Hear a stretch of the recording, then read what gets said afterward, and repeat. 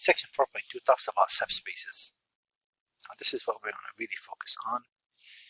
A subspace W of vector V is called a subspace of V if W is itself a vector space under addition and scalar multiplication defined on V. So we take whatever is defined on V, and that subspace has to be defined on the scalar multiplication. If you take any scalar, real in this case, multiply it by vector U, the product should stay in there, in the vector field. And if you take two vectors, U and V, in W, which is the subspace, and you add them, they should stay in that vector field. The solution set of a homogeneous system AX equal 0 of M equations with N unknowns is a subspace of Rn. That we need for later on. For now, we're going to focus on this. So we want it to be non-empty. If 0 is in there, then it's non-empty. So looking at example 1, use the subspace test. Well, basically, they're asking, is this a subspace? And that's what we're going to be using. All vectors of the form. So all vectors of the form A, B, C, where so all vectors of the form A, C, and the J component would be the sum of those plus 1. Well, let's take two vectors in there. Let's say we have a vector U, which is A sub 1 plus C sub 1 plus 1, C sub 1, and vector V, which is A sub 2, and that's going to be A sub 2 plus C sub 2, 1, of course I should say C sub 2 first. If I take U plus V, that would be A1 plus A2, that's fine. That will be C1 plus C2, that's fine. This will be A sub 1 plus C sub 1 plus A sub 2 plus C sub 2 plus 2. So not 1.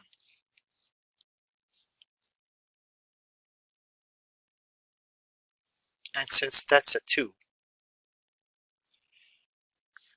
this doesn't match that condition, and it's no longer belong to W. All vectors of the form A, B, 0. Okay, if I have these vectors, I don't think there's a problem with that. If I take U to be A sub 1, B sub 1, 0, yeah, that should be fine. And V to be A sub 2, B sub 2, 0. So this is really making the J component 0, nothing more. Then U plus V will simply be A sub 1, A sub 2 plus A sub 2, B sub 1, B sub 2, that's fine, and 0, which is fine, that is in W. And if you take K times U, that will be K times A1, K times A sub 1, B sub 1, 0, that is K A sub 1, K A sub 2, and 0, which is fine. So that belongs to W as well. So yeah, this is a subspace. And what if I want the following vector, in which if I add those two components, I'll get a 7. Well, let's see.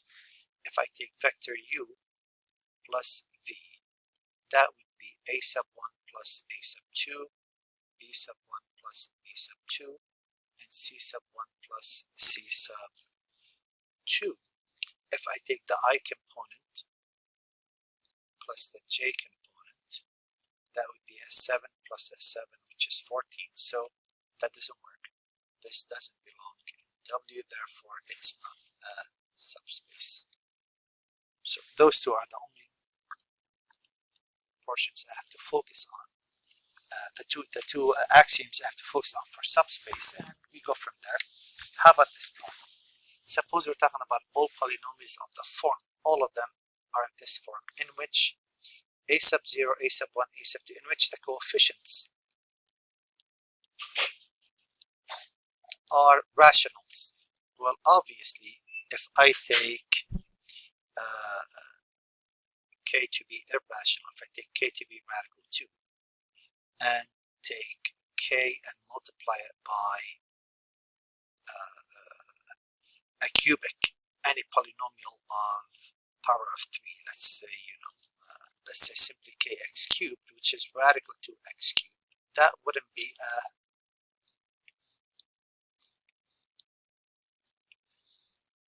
irrational. So this doesn't belong to W, therefore this is not a subspace.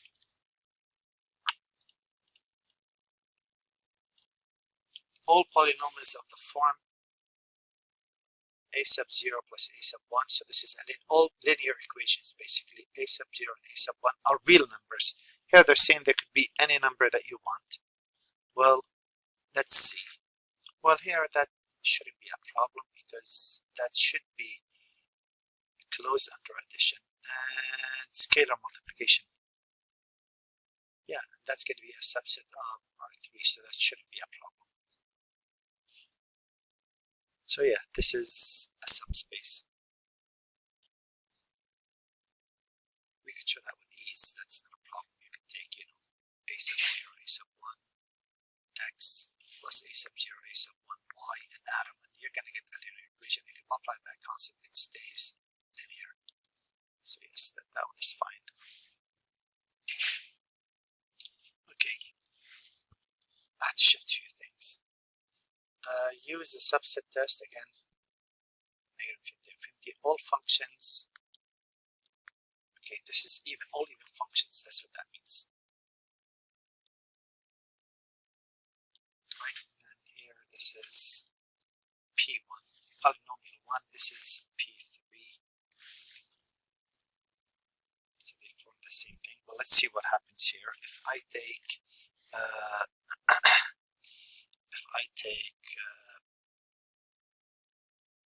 f plus g of x, that would be f of x plus g of x. That would be, no, backwards. F of x equals g of x. So if I want to start with the addition, if I take f plus, yeah, that was right, f plus g of x.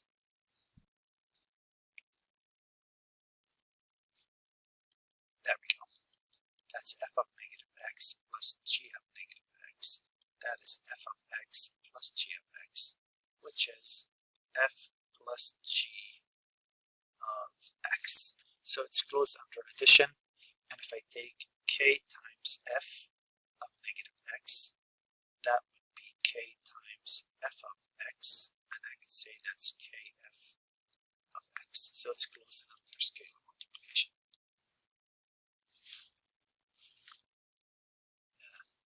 I meant to write it this way. So that works for both. All polynomials of degree 2. So if I take f of x to be, say, x squared plus 2x minus 1, and g of x to be negative x squared plus 2x minus 1. If I take f plus g of x, that's f of x plus g of x. That is x squared plus 2x plus 1 plus a negative x squared plus 2x minus 1, which would be 4x, but that's not a polynomial of degree 3. This is P1, not P2. So therefore, it's not closed under addition, and hence it is not a subspace.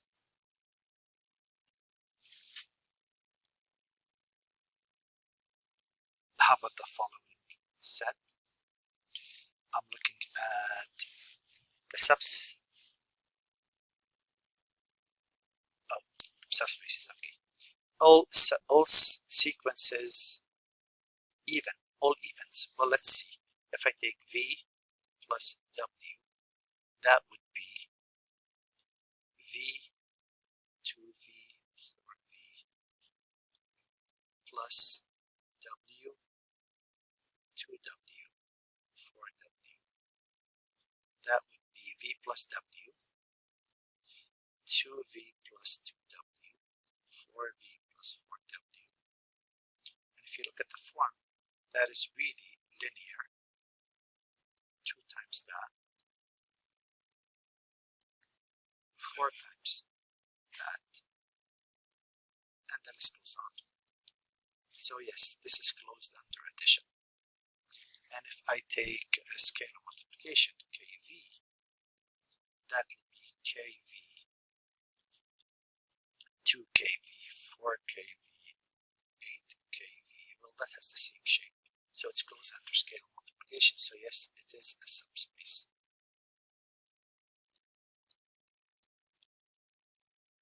So you want the same format to remain. And if I'm talking about some matrices, let's talk about. So I may take any matrix, 2 by 2, multiply it by 2 by 1, I get the 0, 0 vector. Well, let's see how that works. Well, the 0, 0 is in there, so it's not empty. I haven't been saying that lately. Yeah, it has to be non-empty. 0, 0 is in there. So if I take a plus b and apply it on 1, negative 1, according to this rule, wouldn't that be a 1, negative 1 plus b 1, negative 1? Wouldn't that be 0, 0 plus 0, 0, which is 0, 0, so it's closed under addition. And if I take ka operating on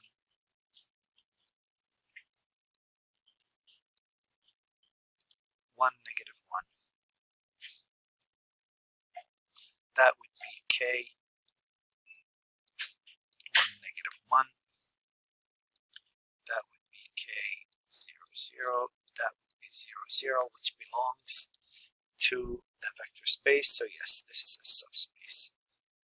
It's closed, it's not empty. I forgot to mention that it always has to be non-empty. So if 0 is in there, it's not empty. And how about these vectors? All vectors, what it does, it just switches the order of the multiplication. Well, let's see. If I take a plus b, that's 2 by 2 multiplied by 2 by 2. That is 0, 2, 2, negative 2, 1.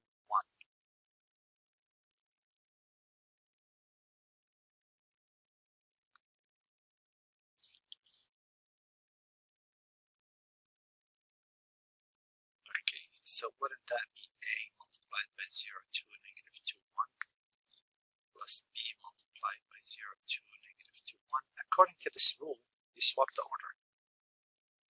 Wouldn't that be 0, 2, negative 2, 1, a plus 0, 2, negative 2, 1, b,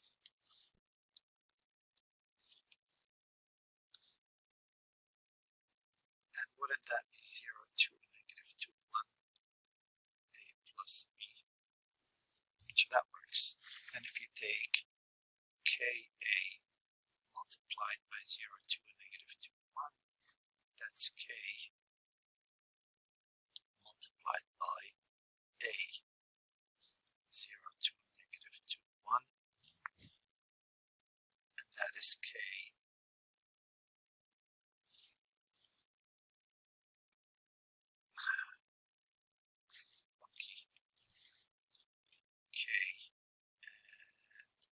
according to this, it's going to swap it. It's going to make it 0, 2, negative 2, 1, a. And that's, since a is a constant, you could just switch the order, and that matches under scalar multiplication, so it's a subspace. And how about those? All 2 by 2 for which the determinant equals 0. Well, that's a nice, you could find a lot of examples that don't work. Let me show you really quick. If I take a matrix, let's say A, and that is 1, 0, determinant equals 0. Here we go.